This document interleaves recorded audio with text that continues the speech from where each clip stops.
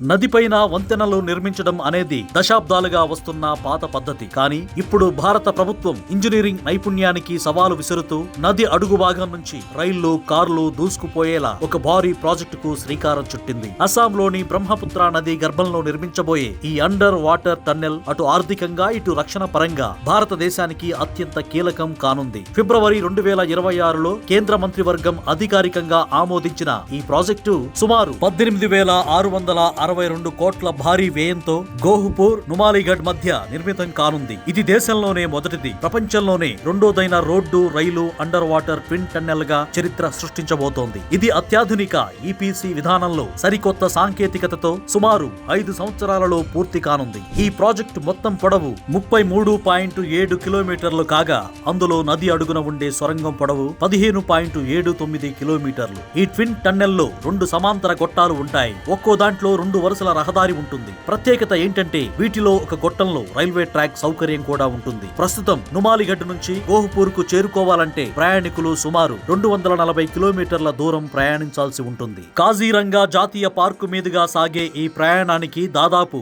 6 గంటల సమయం పడుతుంది. అయితే ఈ అండర్ వాటర్ టన్నెల్ అందుబాటులోకి వస్తే ఆ దూరం కేవలం 34 కిలోమీటర్లకు తగ్గి ప్రయాణ సమయం 6 గంటల నుంచి కేవలం 20 నిమిషాలకు పడిపోతుంది. ఈ ప్రాజెక్టు సామాన్య ప్రజల రవాణా కోసం మాత్రమే కాదు, దేశ భద్రత దృష్ట్యా కూడా వ్యూహాత్మకమైంది. చైనాతో సరిహద్దు గొడవల నేపథ్యంలో నది అడుగున 32 కిలోమీటర్ల లోతులో నిర్మించే ఈ సొరంగ మార్గం భారత్ కు ఒక బలమైన రక్షణ కవచంలా పనిచేస్తుంది. యుద్ధ ట్యాంకులు, క్షిపణులు, భారీ సైనిక బలగాలను సరిహద్దులకు అతి తక్కువ సమయంలో చేరవేయడానికి ఇది ఎంతో ఉపయోగపడుతుంది. దీనికి అనుబంధంగానే ఈ బ్రూఘర్ మొరాన్ జాతీయ రహదారిపై యుద్ధ విమానాల కోసం ఎమర్జెన్సీ ల్యాండింగ్ ఫీల్డ్ ను కూడా సిద్ధం చేస్తున్నారు. ఇది అత్యవసర సమయాల్లో భారత వాయుసేన పటిష్టతను మరియు దేశ రక్షణ సామర్థ్యాన్ని రెట్టింపు చేస్తుంది. ఈ టన్నెల్ నిర్మాణం ద్వారా 11 ఆర్థిక కేంద్రాలు, 8 లాజిస్టిక్స్ నోడ్స్, 4 ప్రధాన రైల్వే స్టేషన్లు, అరుణాచల్ ప్రదేశ్ లోని డోనీ పోలో వంటి 2 విమానాశ్రయాలు ఒకే గొడుగు కిందకు వస్తాయి. గోహ్పూర్ వైపు రానియా ముఖాంగ్ సెలెక్ రైల్వే విభాగం,